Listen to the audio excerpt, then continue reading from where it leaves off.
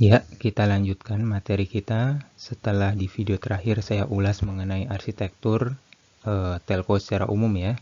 Sebenarnya itu masih berbasis penjelasannya ya, masih berbasis ke jaringan 3G ya. Dan di sini kita mulai beranjak sedikit demi sedikit ke 4G dan nantinya ke 5G ya. Di 3G ya, eh, ada at least ada dua jenis data ya, jenis data yang lalu lalang di jaringannya, yaitu kontrol data, paket-paket untuk kontrol dan paket-paket untuk user data ya.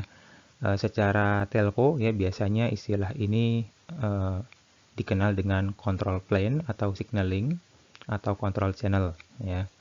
Jadi kalau kita berbicara mengenai control plane, itu sebenarnya data yang lalu lalang di internet, di jaringan ya, misalnya di sini dari base station ke BSC gitu ya. Ini linknya sama ya, physically dia lewat situ juga bersama-sama mungkin dengan user data yang lain ya.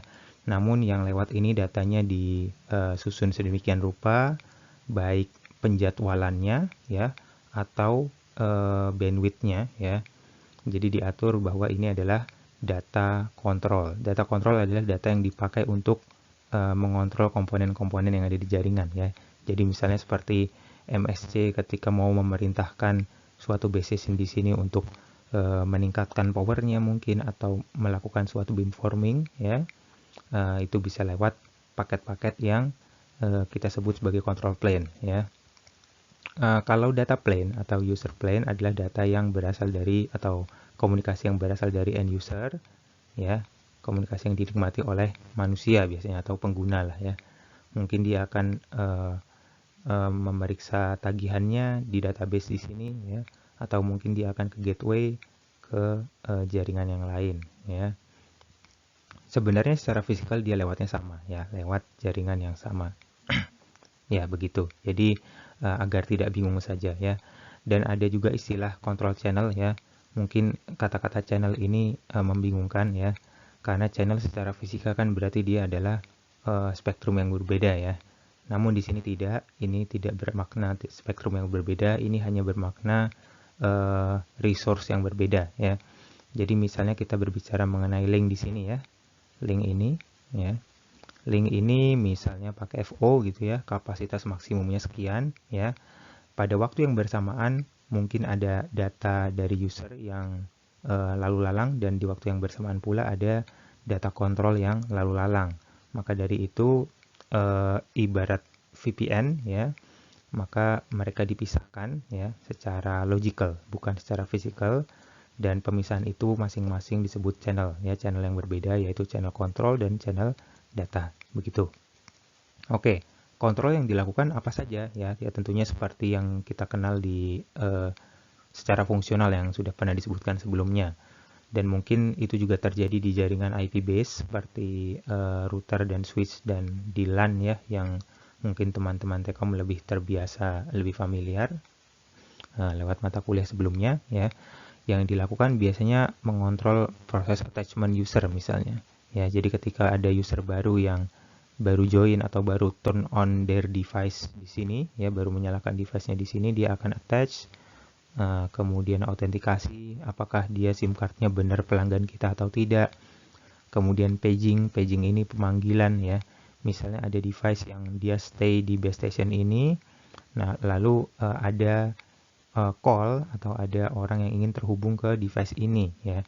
Si jaringan atau dalam hal ini adalah MSC harus tahu di mana user tersebut berada. Apakah di base station yang ini yang sebutlah A atau base station yang B di sini atau yang lain ya. Jadi MSC di sini melakukan paging atau pemanggilan.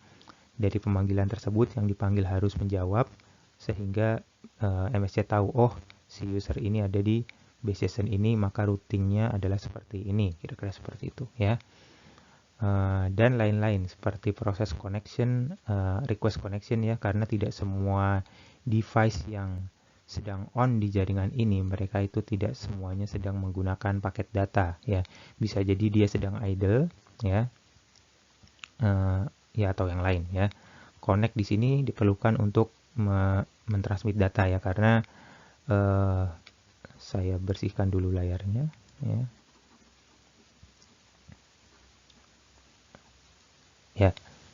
Karena di sini ya, misalnya di base station ini ya, di base station ini spektrumnya terbatas ya, secara fisika panjang gelombang atau frekuensi yang bisa dilayani oleh base station ini adalah terbatas.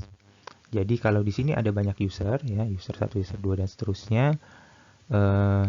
mereka sama-sama pengen mengirimkan data ya, maka mereka bisa disebut sebagai rebutan ya. Bisa disebut rebutan siapa duluan yang bisa memperoleh resource berupa frekuensi ya, berupa channel ya. Misalnya dari 10 user mungkin karena 10-10-nya ingin mengirim data bersamaan, maka base station memutuskan untuk memberikan resource frekuensinya, meminjamkan frekuensinya pada waktu tertentu, durasi tertentu kepada beberapa user saja ya. Jadi proses rebutan tadi atau proses contention tadi merupakan salah satu bagian dari proses request connection ya. Dan proses request connection ini ya, mungkin kalau di WiFi kita sudah sebutkan yaitu RTS-CTS ya, RTS-CTS. Paket RTS-CTS ini sendiri bukan merupakan paket data ya. Jadi di sini RTS-CTS masuknya paket signaling ya. Juga ada handover ya. Handover misalnya ada user yang pindah dari base station satu ke base station lain, bagaimana kontrol agar kualitas call-nya tidak drop ya, tidak putus dan lain-lain. Ini ada paket-paket kontrol. Nah, secara end user yang bisa dinikmati adalah paket data ya, atau data plane. Data plane di jaringan 3G ya, ini bisa dibagi menjadi dua bagian secara garis besar, yaitu call ya. Call ini sifatnya circuit switch ya, jadi circuitnya harus terbentuk dulu baru call bisa berlangsung. Dan call saat itu sudah ada video call ya.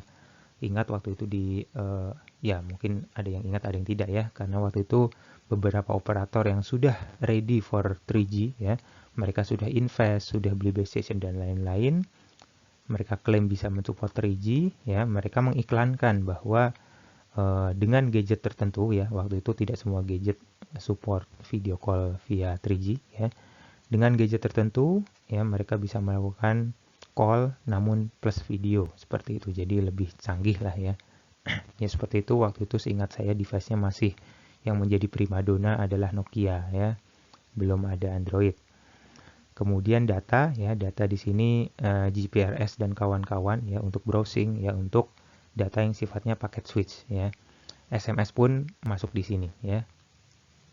Kemudian beranjak ke 4G.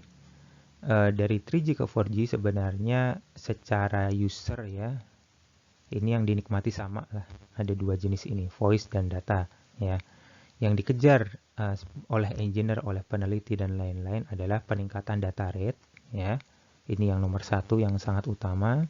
Dan yang kedua adalah support ke IoT. Support ke IoT ini diberikan oleh atau dilayani oleh 4G ketika sudah menjelang akhir-akhir lah. Jadi kalau di Indonesia kita menyebutnya 4.5G ya. Rilis ke 13 atau berapa ya, saya lupa ya. Jadi ada versi-versinya ya, tidak semua 4G sama ya. Seperti itu.